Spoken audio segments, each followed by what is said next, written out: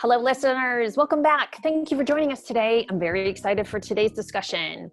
Today's guest on the PeopleNova Podcast is a brandographer running a very successful firm with 20 years executive leadership in marketing, branding, and communication. She and I are similar in that we both work with high-impact, high-growth organizations, both in Boston and globally. Also, we're chatting about her solution for a boot camp or college graduates entering the workforce in the age of Corona. So if you are a graduate, you'll want to listen. If you know a graduate, send them this episode. If you know someone who's about to enter the workforce, send them this episode. And now, the one, the only, the amazing Jodi Tatiana Charles. I can put lip gloss on for you. Good morning. Good morning. Hello, everyone. This is Rachel O'Neill with PeopleNova Human Capital Podcast, and I'm here with a very good friend, Jodi Tatiana Charles. Good morning. Good morning. Hello. How are you doing? I'm doing fantastic. The sun is shining today. I have coffee, and I'm a morning person, so I love mornings. This is great. This is great. Jodi, do a favor. Introduce yourself for our audience. My name is Jodi Tatiana Charles. I am a brandographer and founder of LCG Brands Consulting, where we focus on marketing and branding for high impact, high growth entrepreneurs that are funded, for small, medium businesses, as well as international immersions, meaning that any company that is leaving their original country to go into another country. So they're sending 2 or 3 individuals, so that way they're learning about the culture and the norms of their new country, and NGOs and nonprofits, helping them with their branding and their marketing stories. Fantastic.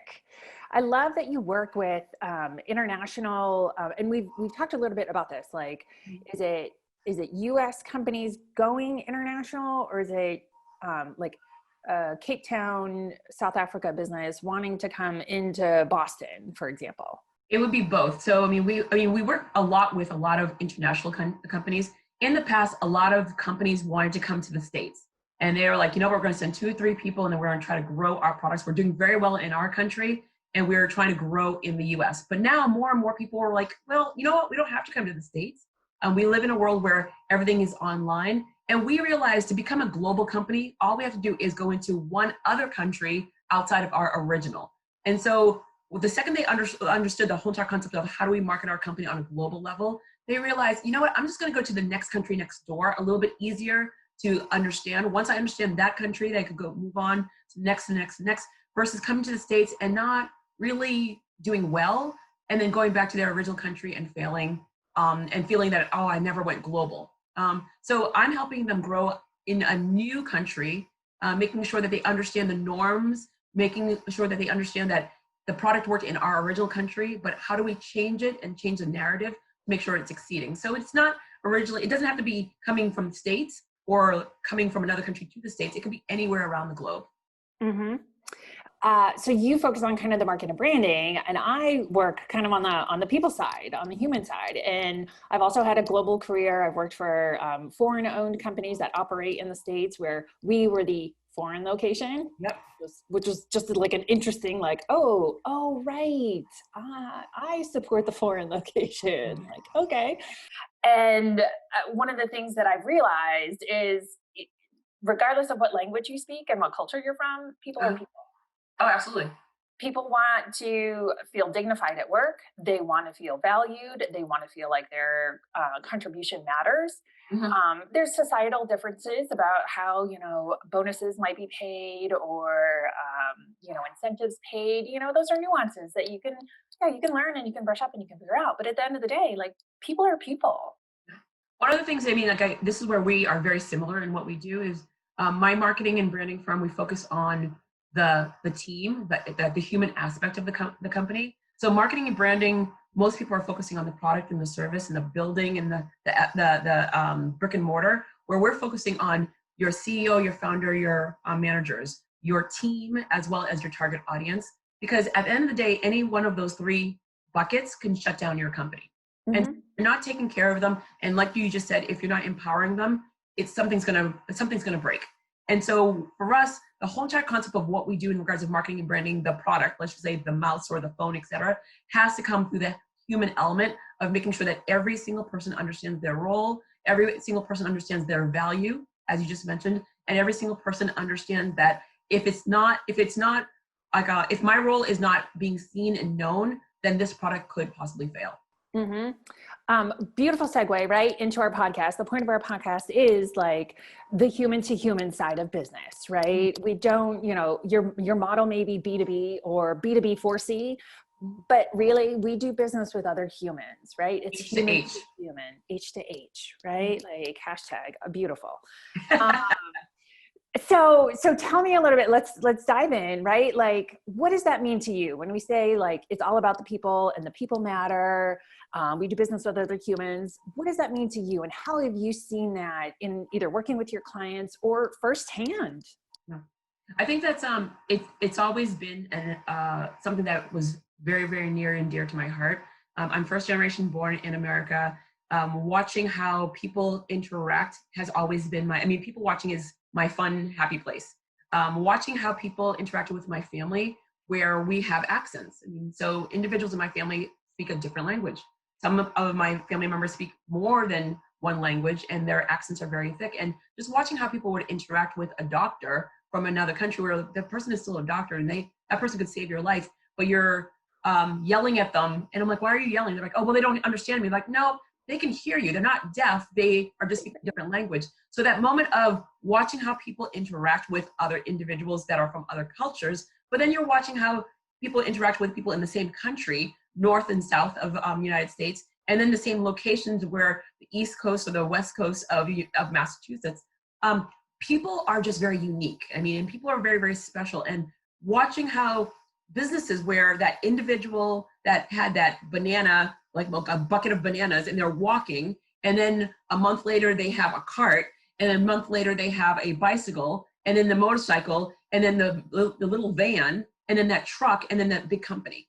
And so year after year, traveling around the world, and I'm watching how individuals that are entrepreneurs, they're innovators, and they're just like, you know what, I have a task because I have a problem and I'm going to solve it. And that for me has been the essence of growing my company and focusing on the people, because the situation that we're dealing right now with the pandemic, people that are in positions of leadership are not doing great. They're failing. A lot of them are failing because they were not prepared for this. But the individual that was the janitor, the individual that is the nurse, not the doctor, they are coming up like, okay, what about doing it this way or that way? I think that's when you're seeing people like rising to the occasion. Yeah.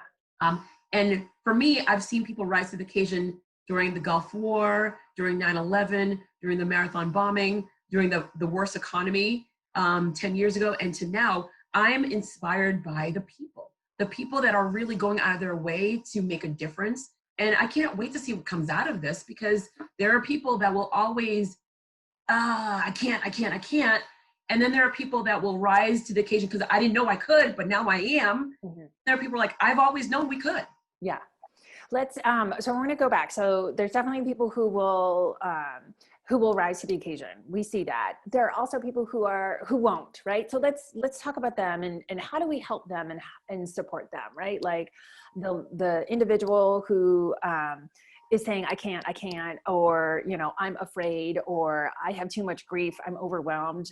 Individuals who are struggling with their own mental wellness, right? And then feeling guilty that they're not doing, I don't know, right? Like just the person who has internal struggle that maybe is not leading his or her team well or efficiently, or sending tone deaf emails to their clients and customer base, right? Yeah. Like how do we help those folks? Well, it's a two-parter. When it comes to the mental state, you have to surround yourself with people that can actually help you. So let's just start at the beginning. If you do not want the help, the help can't come in. Right. So that's like plain and simple, whether it's professional or personal. If you choose not to access the help, because it's all around us. It totally is. Amorphous right now. All the help is there for you. Even before this happened, the help is there. If you do not believe there's something wrong, it doesn't matter what we're putting out there. You're not going to gravitate towards it, and it's not going to happen. I call those rocks. I'm totally afraid. when I realized clients and CEOs and leaders that I work with, when I realize you're shutting down and you're like a rock, I'm like, okay, I can't help you. Like, I want to help you, but you're not letting anything in order to help you. So I'm so sorry. So that is stage one, where you have to let it in. Yep. Because your CEO, your CFO, your vice president, I mean, you can look at anyone in your circle, if they are trying, and you're not letting it in, it doesn't matter. It really doesn't matter what we are talking about right now. It's just like it falls on deaf ears. Mm-hmm. Once you are ready, then you have to sit there and think about, okay, where am I on the chain of command or in regards to task, and who else is doing it in my circle that I can learn from? Because if you are a tech individual, you hanging out with the CEO probably may not help you. But if you surround yourself with a lot of other tech individuals that are having problems and they've already solved it, where one person solved it last week, one person's going through it this week, one person hasn't even seen it yet, surround yourself with individuals in your realm and start learning, start absorbing. You know what? I like what they're doing here. I don't like it on this one. It wouldn't work for our company. And then just like decide. Because at the end of the day, you are the final decision maker, but you have to get that content in. But it also requires the individual to have a level of like, I don't know what I'm doing. Let me put this out here. And like, I'm either incompetent, there's feelings of guilt or shame of like, I'm incompetent, I should know better, right? Like putting it out to your circle, to those people who have solved this tech problem before, like, how do I toggle a setting, or how do I do this differently? We don't have time for that right now. I mean, honestly, like we don't have time for that. Yeah. I mean, and again, that's that person that doesn't want to let anyone in. Your ego, marketing and ego come hand in hand. Yeah. I say this all the time. It's like it comes hand in hand. You need to get out of your own way to help your team and to help your company succeed. End of story. The time of being humble, gone. Like there's no humble. I mean, at the end of the day, we know that I'm dressed properly on top, and then I'm wearing shorts or yoga pants or sneakers on the bottom. I mean, plain and simple. Right. So really get out of your own way and realize I need help to help my company and my customers succeed. Great. And servant leadership. You have to actually like find those individuals that you will gain. We have the world at our hands right now. I mean, events. I mean, yesterday I did a session with a woman from New Brunswick. She had tried to get an appointment with me for quite some time, and she's like, and it's live. I have to meet her live. I can't do that. And now she's realizing, oh my God, I can reach out to her right now. I have access to her, and we had the best 45-minute session, and she was so funny. She was so engaging, and she's like, there's no way in hell I would have ever met you. I mean, because you were doing things live, and now I can actually like have that interaction with you. And this is like, you're helping my company in New Brunswick. That for me is huge. Yeah, it's amazing. It's huge. Yeah, it absolutely is amazing. It's wonderful. Circling back, I mentioned servant leadership, right? Helping other people, helping our clients, helping, our community, however we define the community. And building on that concept of sorting yourself out, I like to coach my leaders and my clients that it starts with self-awareness, right? Like figure out where you are and what you need. Mm-hmm. And if you need to put social media down, if you need to put the news down and away, so that you can take care of your own needs, right? Sleep and wellness and boost your immune system, right? Those are the most important things that we can do right now to protect ourselves. If we're not actually on the front line, serving the needs. It starts with self-awareness. And I also like to say self-awareness is not selfish. It's very, very much needed for us to help our clients, to help other individuals, to be a support. And it doesn't mean you have to support people 100% of the time, right? Take care of yourself, figure out what you need, get to your place, and then put into the universe what you want. A little bit of juju. Wonderful. So let's focus on Jodi's juju. What do you want to put into the universe? What milestone are you working towards that we can help, that our listeners can help you with? You just launched. I'm sorry, go ahead. Sorry, you just launched a new, what were you saying? A new coaching for college students. I think it's like, it's breaking my heart. Honestly, it's breaking my heart because we are watching something that's never been done, where students are not able to experience that historical tried and true thing of senior week, whether you're in high school, you're in college, the graduations, the accolades, the pomp and circumstances of all of that, where it becomes a memory. You go back to your high school reunion, you talk about it. You go back to your college reunion, you talk about it. You remember the proms. I mean, like a lot of individuals don't get to, they bought those dresses, and that those individuals that it took forever to ask, to get the kahunas to ask that person to go to prom. And then now there's no prom. Oh my gosh. You're right. There's no dance. I mean, all these things are just like, it's breaking my heart, because I remember those moments, and we share those photos, and they're fantastic. And I think it's wonderful that a lot of people are posting their photos, but it would hurt me even more if I wasn't going and everyone's going online and posting their photos in unity. I'm like, I don't think that's really helping them by you posting your photos of your prom, and they're like, but I don't get to. So it's kind of like, it's when I'm looking at them, I'm like, I understand the great intention, but I'm like, it's just like putting another nail in the coffin, and literally, and I hate even using that example, but right now, that's what it is. It's another nail in a coffin. Let's remind you of the sadness, right? So I took a different approach. So I teach at one of the universities here in Boston, and all of our classes shift online, right? Yeah.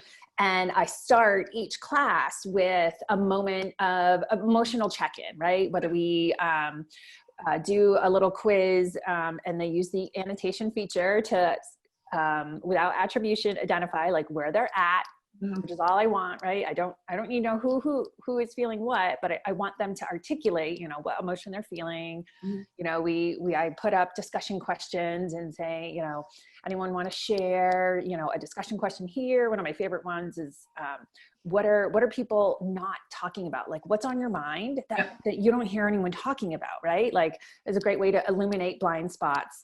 And so just this week, I took a practice from my abundance meditation that I am doing every day, 21 day of abundance meditation with Deepak Chopra. Love it. The first moment was to find a picture of you in abundance. And I'm like, oh my gosh, that is fantastic, right? One, it made me look through all my photos, and remember the times that I felt abundance instead of feeling sadness and grief and all the other emotions, right? So it was a lovely stroll down memory lane. And then two, I was able to share it with other people as like, this is how I felt abundance, and these are the people in the picture, and this is the moment, right? And like recreating that so I could go back to those emotions. And so I had each of my students, I gave the homework. I was like, all right, the start of the class, like, we're going to share a photo, and I want each of you to pull up a photo and share, and talk about that moment of abundance, so that it wasn't reminding people of what they lost or the opportunity to not go to prom, but to remember what it is, because it's very personal, right? Somebody showed a picture of a sports event because they're a sports player. Like, great, that was a really important moment. I did have one of my students share their high school graduation, which is a beautiful moment, right? And so it was a fun practice to help my students remember those feelings of abundance. Yeah. Nice. It's good. No, it's, as long as they're talking, because this is like, the high school students, the college students, they're back home, and they're needing to find ways to talk. And they will not talk on their own. And if you ask them, are you fine? Yep, I'm good. That's talking. That's a check-in, but that's not talking to them. To ask specific questions to get them talking is very important. To do things with them, to engage with them. I have calls with my interns every week, and my interns are still my interns, and they still have assignments. And they're like, we look forward to conversations with you. I'm like, why? They're like, because you're fun, you're silly, but you make us work and you make us stay focused on what we need to get done, which is a great thing. And so the whole entire concept of creating this new initiative of so personal branding is something that most people don't think about until they're looking for a new job, or they're about to retire, and they're thinking about what's the next step. So they're trying to think about what does my personal brand look like? What does it feel like? Is it a logo? Is it a color? And they're not realizing it's deeper. And so most people they pay for it when they need it, but they don't think about that you need it all the time. Your personal brand should be something that you're working on all the time throughout, because your personal brand ends up being your legacy. Everything that you've worked on throughout your entire life is your legacy. It's not the jewelry that you leave behind. It's not the children that you leave behind. It's not a thing, a house or money. It is your story. It's your tales. All your learning passed on to the next person is your legacy, because you will live on for quite some time, because you have a piece of you in everyone, and they're actually creating everything that you did. Now they're doing it in their own different way, but it's like they'll remember, hey, I learned this from Rachel, I learned this from Jodi. And I go, and if it wasn't for that time, if it wasn't that moment of educating or being an apprentice to Rachel or Jodi, then I would have never been where I am. And so during this time, I was so worried about, and I'm sorry, full disclosure and taking it to the past, I started my career as an educator. And I love being with kids. I take that internship to the next level, where you're not just working, but half of the time you are in Jodi's school and half of the time you are working on a task. So that way you're walking away with a lot of knowledge, and not just like, oh, look, I got someone's coffee, which is not okay for me, which interns can get coffee anymore because they are at home. So it is that essence of, I want you to learn, and I want you to walk away with with tangible things. And when you're sitting in an interview, you actually have tangible, I had this task, this is the process of doing it, and this was the outcome. It's very clear. I don't give you many tasks, I give you one major task that you will own. And in order to do that right now, you have to have a strategy, and your personal brand is part of that strategy. And so sitting down with, I basically designed a program for only college students, it's high school students as well if they approach, but college students and vocational students, individuals that college was not for them, but they deserve this opportunity for 45 minutes that I'm sitting down with you and I'm developing a strategy for you. I'm helping you work through, like, what should I be doing right now while I'm at home, while I'm in isolation. Once you're out of it, you have a plan. And so instead of charging my rate, I'm charging $35 for any student. You have to be a registered student that wants to sit down and start thinking about their plan. I will actually offer that to you, because it is so, it's really like hurting me, where a lot of these students are flailing and they just don't understand this opportunity is a gift. Yeah. And because this opportunity is a gift, how should I use my time wisely and learn new skill sets, as well as approach anyone? Right at this moment, you can approach so many people for internships, but how do you do that? How do you gain access to those individuals is what I'm basically working with you. Great. Do you have a website or something that you can share with our audience? Yeah, so let me just pull that up right now. And then we'll also put a link in the comments below the podcast so that folks can reach out directly and find you. Yeah, so there's a tab, so you go onto our website, www.lcgbrands.com, and there's a tab for students. You just go there, and then you just basically email us saying that you're interested, and then we go from there and set up. I want to make sure it's really easy for all students to understand that we are here for you. We're here for you. And I think that at this point they're ready. Week 1, week 2, week 3, week 4, week 5, we're like, okay, we're ready. We need to figure out what plan. We still have, in Massachusetts, we still have 4 more weeks of quarantine. And so let's use this time wisely. Mm-hmm. Great. That's fantastic. So we'll put a link to that website in the comments section so folks can reach out directly. I know I'm going to share it with my students directly, and then also my university, so we can get you into the newsletter. So look for that. Universe, anyone else listening, share forward, click on Jodi, follow her on social media. Let's get these kids to work. And I have to say, I appreciate what you're doing as well, because you just making sure that not only are the students okay, your students are okay, but making sure that a lot of individuals are using all of our resources. There's so many different resources right now that are available, and someone that is in Boston can get resources in California. People that are in California can get resources from New Brunswick. I feel like the world we're all in it together, and we're able, as long as you want it, and as long as you're letting it in, we're all finding ways to actually grow. So it's going to be amazing in the next couple of months, but it's going to be amazing in the next couple of years to see how this pans out. Exactly. Yeah. Things will definitely shift. And I've seen a lot of memes that are funny, a lot of memes that are kind of transitional, right? And the ones that I love are the ones about let's leave the bad parts of humanity behind, and let's be intentional about the good parts we want to carry forward. Legacy is a huge value of mine, and that really motivates me. Like, that's why I get up in the morning, is to leave things better than how I found them. Right. So I love that I feel, oh my gosh, like we have so much in common. It's kind of weird and like amazing.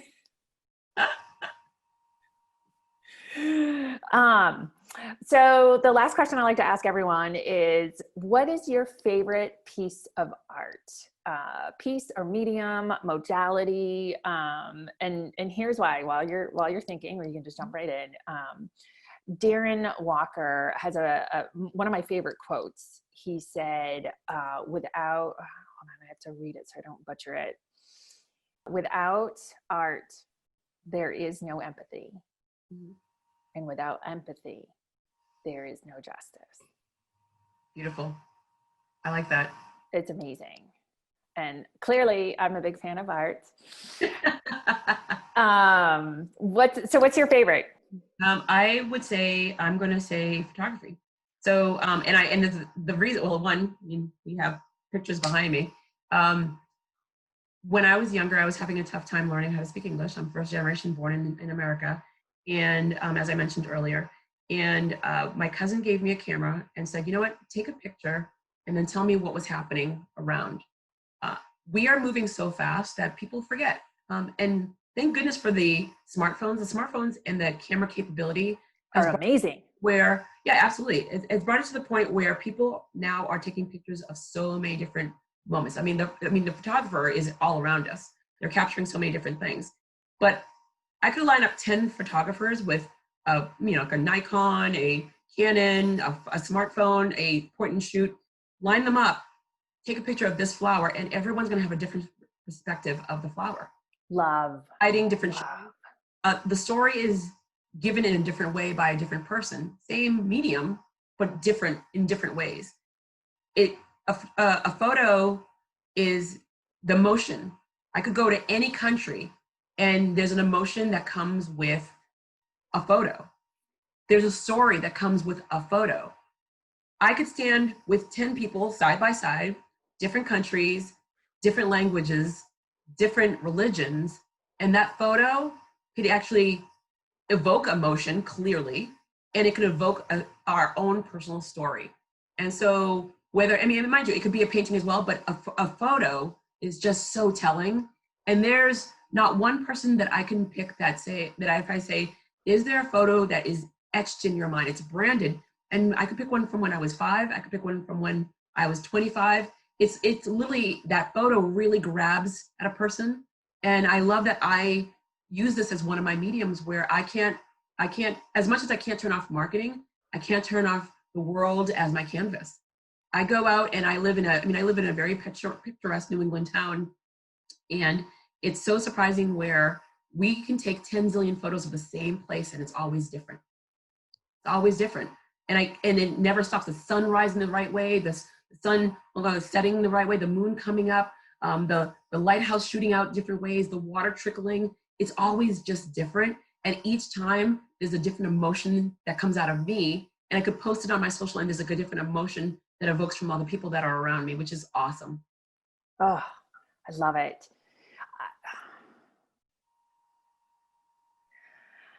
I admire photographers. I say I can't. I mean, like, I have the smartphone, I take photos, they're more silly than anything. But I think there are definitely some people who photography is just another voice for them. Like another. We see the world in a different way. We definitely see the world in a different way. And again, it's my voice where, yes, I can speak English. Sometimes I think I can't, but I mean, it's still in my mind, and sometimes I translate in different languages in my head. But it's the language that I'm clear as day. I'm clear as day with this one language that I love so much. And I think that if it was gone, it would break my heart, because I see the world. I see you. I mean, I can go on a run and I can see a caterpillar where, like, how the hell did you see that caterpillar? I go, I don't know. I don't know how I saw this little tiny caterpillar as I'm running on the path where there's nature all around me, but I saw this little guy. And I mean, I have photos of this little caterpillar on this little tiny stick climbing this. And I'm like, I see the world and I see you. And when I'm with my clients, I see things that they would never see. My parents would always laugh at me where I would go to their house and I'm like, that's different. You change that. I'm like, where's the Waldo? And they're like, stop it. I go, I can't. I go, I see you. I see it. I see things. And I that's my superpower. I love being able to see it. And that's why when I'm working with my people, I see you. And I see things that you were not even paying attention to, but I see it. Yeah. There's, I have a really, really good friend that I've had since high school. And it's funny, we've stayed in touch and, you know, woven in and out of each other's life since high school. I won't say how long. And it's funny how he's been able to see me, and he's like, I don't know why you did all those like mainstream things and check the box and this and that. Like, you're really different. I'm like, okay, thanks. Different is good. We don't want to be like just like the everyday. Like there's a lot of people that we stand out. We stand out. I always tell people, you got to find a way to stand out. And it has taken me in my personal journey a long time, longer than I want to admit, to really finally embrace how different I am, and that it's actually an attribute. And so I talk about that. I encourage everyone to find their own voice, and it takes a lot of self-awareness. It's a journey, right? And surrounding yourself with really amazing, nurturing, supportive people. Mm-hmm. It's true.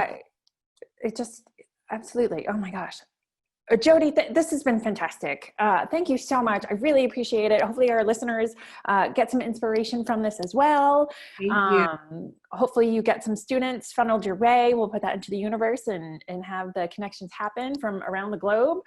And we'll chat. We'll go for drinks when we can in person. You know what? That's one of the things where I can't wait. I'm a hugger. I'm a hugger.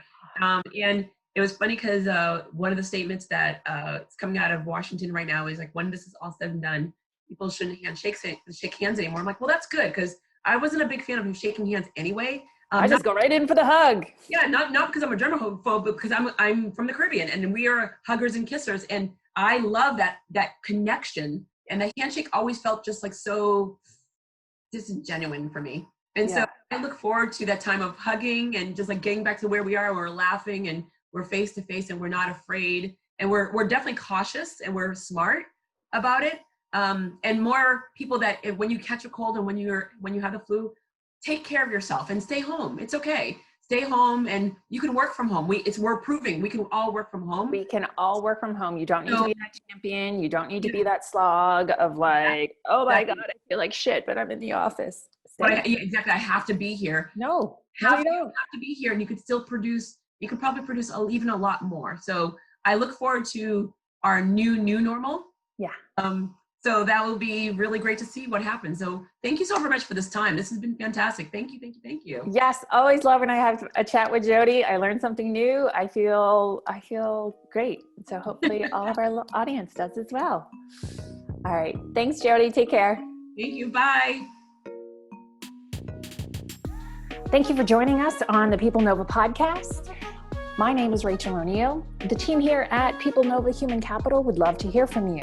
We are always curious to hear from our listeners. So go ahead and send us an email, podcast@peoplenovahc.com, with your workplace questions or suggestions for who you'd like to see on our show. If you send us an audio memo, we may include your question on the show. Lastly, we are here to amplify. Our guests are amazing entrepreneurs, and we want you to forward our newsletter to someone in your network who needs to know the amazing things our guests are doing, so together we can make an impact. Thank you so much. Take care, and we will see you next time.